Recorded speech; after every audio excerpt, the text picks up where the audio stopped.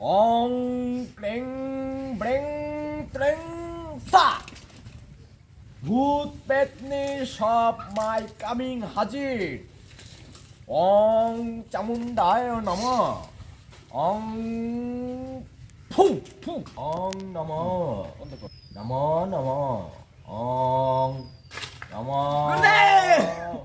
হে বৎস, তুমি কি কারণে এসেছ বৎস?